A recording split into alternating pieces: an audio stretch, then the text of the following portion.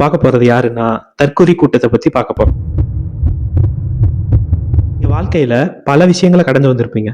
முட்டாள், பைத்தியக்காரன், தற்குறி, இந்த மாதிரி பல விஷயங்களை எல்லாருமே கடந்து வர நேரிடும். ஆனா உங்களை பார்த்து இந்த மாதிரி தற்குறி, இந்த மாதிரியான வார்த்தைகளை இப்ப உபயோகப்படுத்துறவங்க நீங்க என்ன நினைப்பீங்க? உங்களை நீங்களே கில்ட்டி ஆகிக்கிறீங்க. ஐயோ, நம்மளை இப்படி சொல்லிட்டாங்களே, நாம அப்படியா அப்படின்னு. அப்படி எடுத்துக்கிற தேவையில்லை. நம்மளை இப்படி ஒரு வட்டத்துக்குள்ள அடைக்கிறவங்களோட பக்குவம் எப்படி இருக்கும்னா, கம்மியான பக்குவம் கொண்டவங்க தான் இந்த மாதிரியான வார்த்தைகள்லாம் உபயோகம் செய்வாங்க. அதிக பக்குவம் கொண்ட ஆளு, சிறந்த ஆள் அப்படின்னு தமிழ்ல போற்றப்படுற வள்ளுவன் இப்படிப்பட்டவங்களை எப்படி சொல்றாருன்னா அறியான் அப்படின்னு சொல்றாங்க. இப்படி இருக்கிறது அறியாமை அப்படின்னு சொல்றாங்க. இப்போ இன்டெலெக்சுவல், அதாவது இன்டெலிஜென்சில 2 விதமான இன்டெலிஜென்சி இருக்கும். ஒன்னு எமோஷனல் இன்டெலிஜென்சி, இன்னொன்னு நார்மல் இன்டெலிஜென்சி.